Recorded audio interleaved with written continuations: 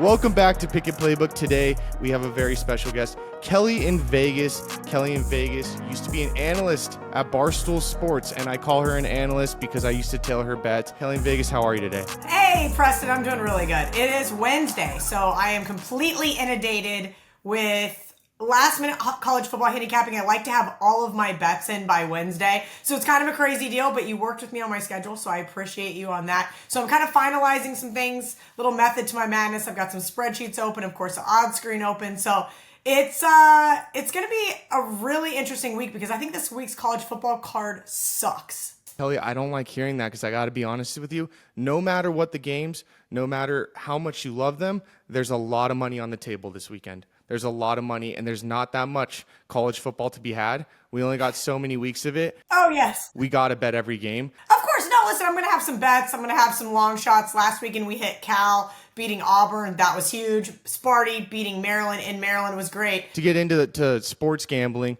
to get into the social media world, you were kind of a pioneer. I mean, 2018, 2019, I started seeing you a little bit on Barstool, and that's when you would come up with your college picks or a little bit more of your data analyst for how you bet the spreads. And I kind of learned a lot from you. I really did. I would watch you and your shows and how you just make your picks. And you were pretty hot for a while in college football. I was like, man, this person, she really knows what she's doing, what she's talking about here. How did you get into the industry? Gosh, 2018 is just 6 years ago. I started doing this stuff when I moved to Vegas, not to age myself, but I moved to Vegas right after college in 2007. And I said, all right, the country's in a recession.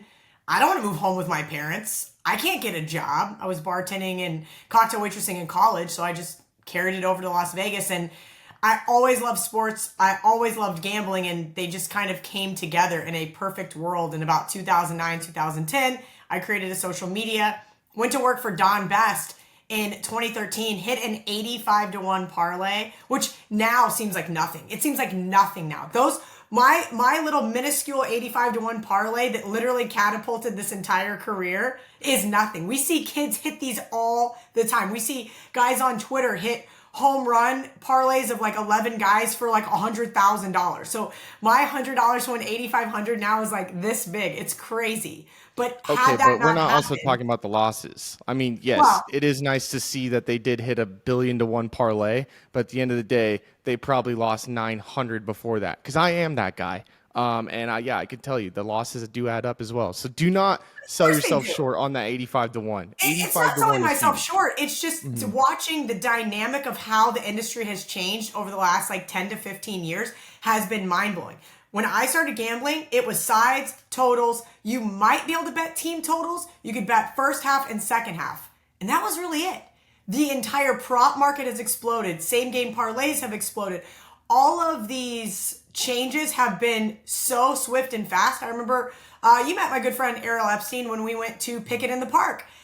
And when she first got into this industry, she's like, what should I do? I go, do props or something. Like, do something nobody else is doing. I'm over here giving out college football underdogs. I'm not saying I own that. You're welcome to try to do the same, but try to diversify and get into this new realm because even to this day, I'm not well versed in props. I just call her. I'm like, what do you like? Oh, you have a strikeout prop or a home run prop, or I text my buddy Andy over at Wager Talk and I'm like, all right, who's scoring the first touchdown tonight? I asked Twitter that on Monday night.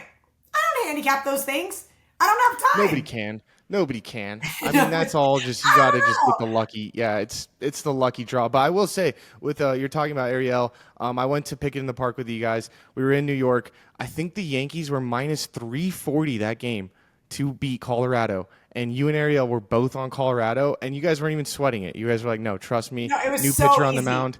That was awesome. I took that bet. I was like, I pretty much knew I was going to be on Colorado 3 or 4 days before we went to New York, and I overnighted a Rockies jersey to Ariel's house so that I could have it. That's how confident I was. And I don't really handicap much baseball, but talking to her, that's why. I grew up a Rockies fan, but I didn't have any Rockies swag. They've been garbage. When did they win the last World Series? 20 years ago? I couldn't tell you. So that was really fun. I really enjoy looking for dogs that can win outright.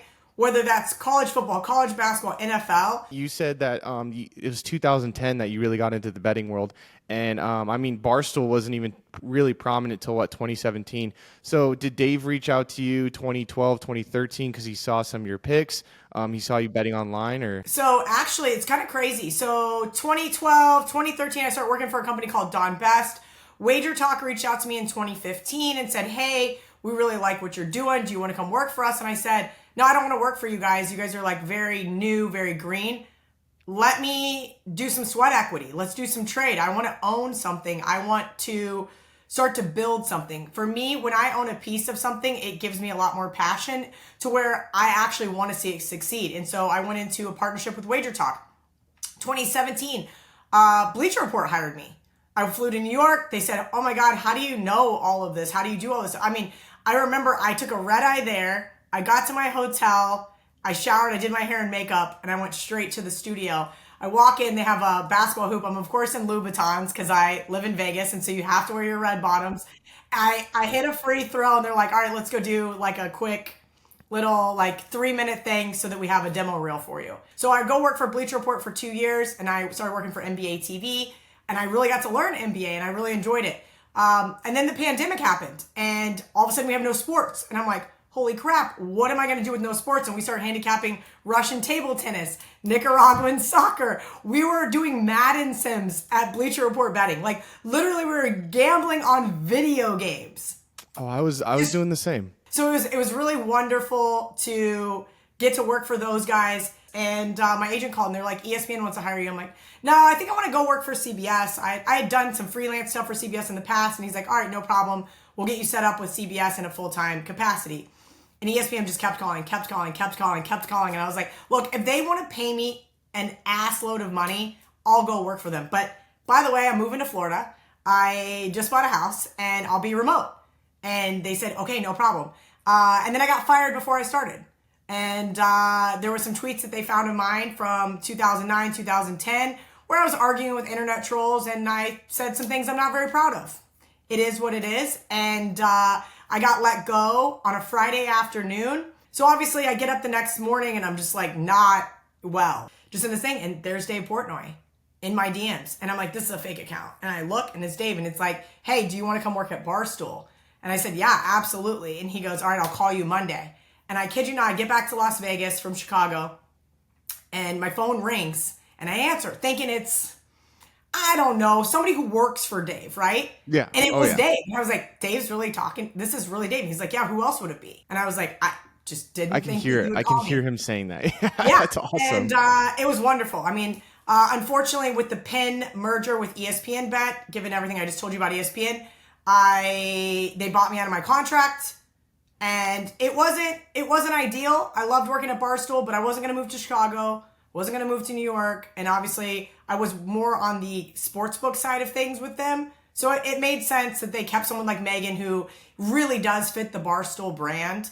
And now I'm just doing a lot of freelance stuff, working for my buddy Clay. We do a show called The Fade, really working a lot more with Wager Talk now. We kind of went back to the drawing table and said, here's where Kelly has evolved over the last 8 years that she's been with us. Now what do we do? How do we go to the next level? How do we get this company to not only be a media powerhouse in the sports betting space, but to where people are going to trust this is where they want to come to get their information?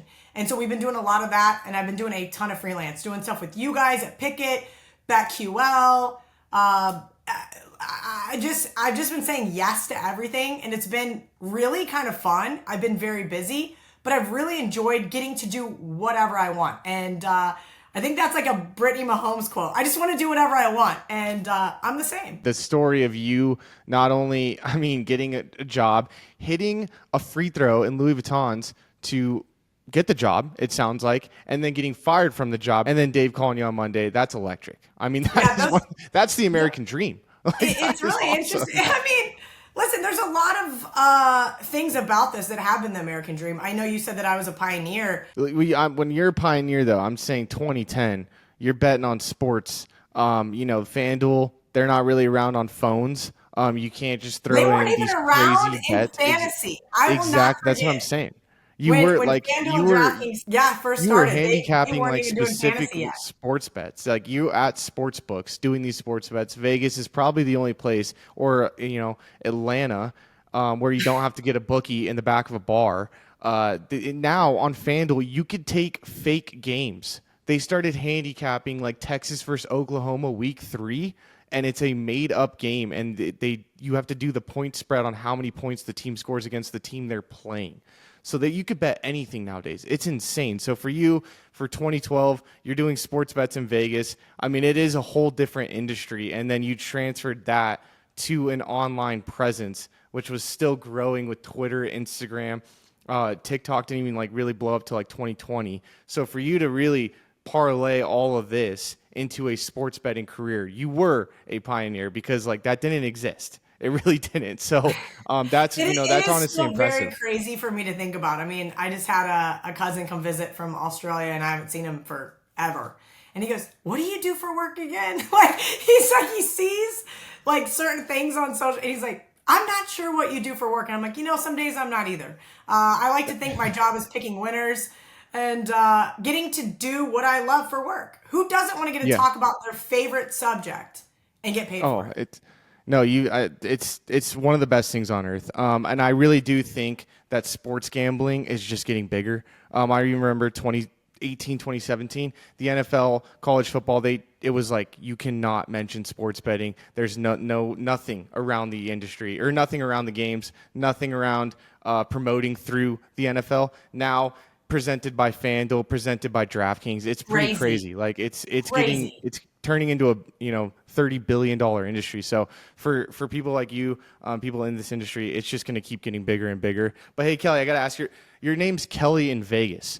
Okay, you've lived in Vegas. You got to tell us if you're going to Vegas this weekend, all throughout college football and NFL season, to enjoy the town, make some bets, have a good time. What's the best weekend you can have if you were going to do it? And also, you got to tell me at the end of this, what's the worst beat you've ever had in Vegas? Oh God, the worst beat. I have probably like 50 beats. Okay, best weekend in Vegas. You 2.5 days max, right? Start 48 drinking hour on the town. plane Friday night. You're landing in Vegas. You go check in your hotel. You go have an amazing dinner. Go pick a steakhouse, any steakhouse. I love Barry's at Circa. I love Edge at the Westgate. Those are the off the strip ones. Piero's is an Italian steakhouse off the strip. I love going off those strip steakhouses just because they're not as well known, but they are still so good. Of course, you can go to the Bellagio, you can go to the Wynn, you can go to all of those places and spend $1 bazillion, but find one of those like hole in the wall. Cleaver's really good as well. I'm just trying to think of off the top of my head, like where I go to eat every time I'm back there. I was just there 2 weeks ago, and I went to four of those places, in fact, in 3 days. So highly recommend going to an off the strip steakhouse, get a bomb dinner. That way you got like almost like some sustenance, because the rest of the weekend the wheels are going to fall off. Yep, Saturday morning, sounds you got about to right. get up early. 9 a.m. kick, college football, West Coast can be brutal if you stay out till a nightclub until 4 a.m. Now, I'm not saying don't go to the nightclub, just prepare yourself. Yeah. Personally, Saturday I would go to Stadium Swim at Circa, go out there, catch the rays, get some vitamin D. That way you can kind of stay replenished and healthy for NFL Sunday that's coming up. I would be there all day. You're going to be sunburned as shit. That's okay. You're going to get over it by the time you get home.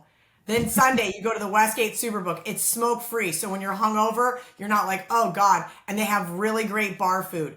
The gluten-free pizza, the wings, get yourself some beers and just like settle in for the day. NFL, they have really comfy booths. It's a great spot to be hungover and watch the NFL slate. And then you fly out for the afternoon games. You get your ass home, and that way you can get up Monday morning and try to have some sort of life left. The people Yeah. that take Sunday red-eye flights home and have to work Monday, they are going to absolutely hate their lives. My Yeah, pro no, tip they need to always go, is to yeah. get an IV on that Sunday as well. They'll come do it in the booth at the Westgate. You can get one done in your room. If you're over You 30, you need an you IV. can get You a need an IV. Westgate IV.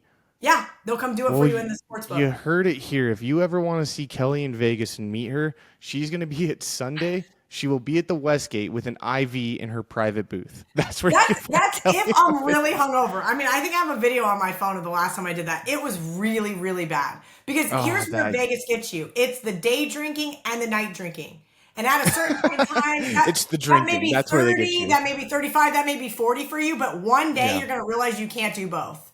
And that's the it's day now. It's now for me. I can't do it. I feel terrible. I'm like, yeah, I'm done with this. So no, it's not like I'm just really old. It's like, no, it's brutal on everyone. I don't know how people go the 4 a.m., 9 a.m. kicks. Not for me. I gotta be back by 12. It's not the water. It's the electrolytes that you need. So bring electrolytes if you're too cheap to get an IV.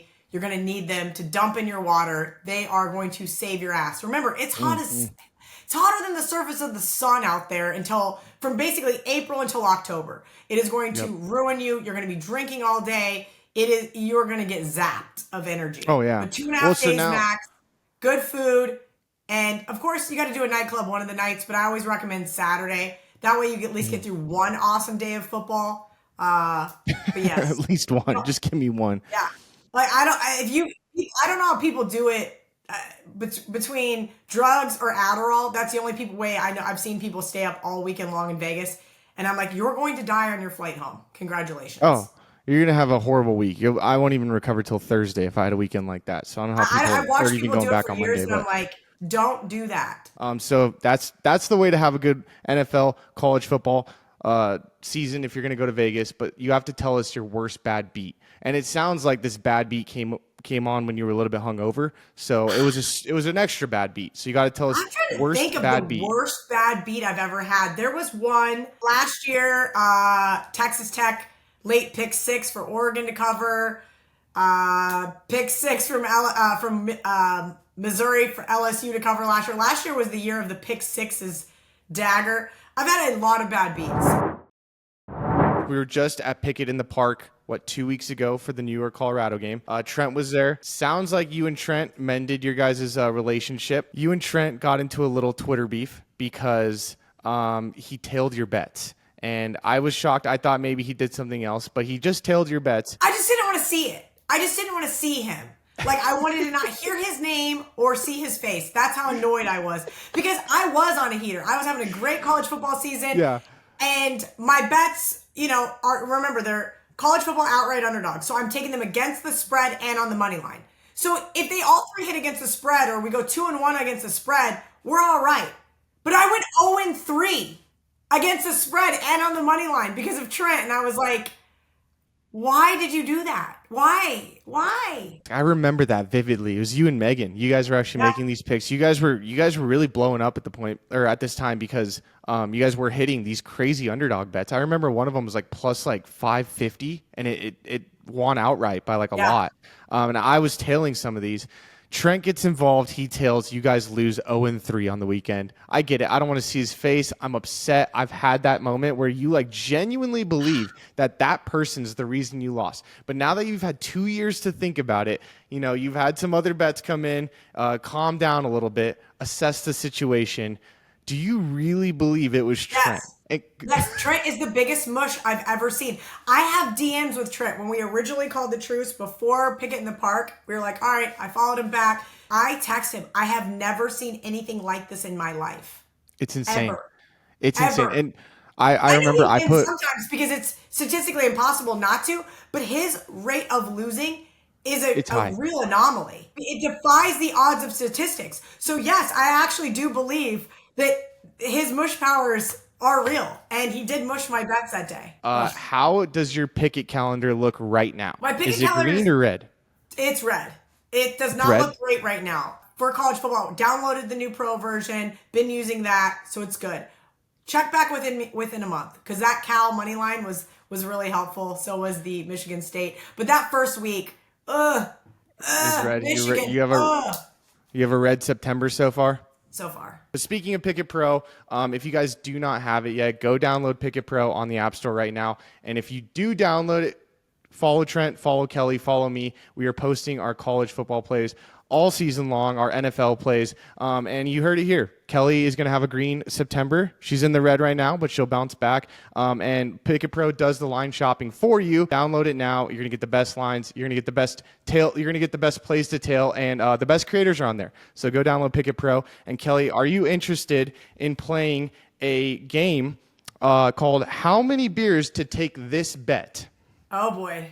How many beers is a risky game? How many beers to take this bet presented by Pikkit Sports? Are you ready, Kelly?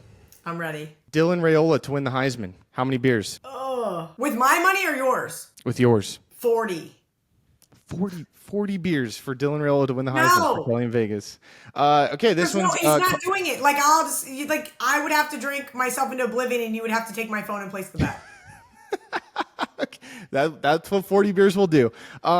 Colin Kaepernick to throw a touchdown this NFL season. How is that a real question? It's a real one. You could bet it somewhere. You think some team is going to get desperate enough that they're going to take Colin Kaepernick off his couch?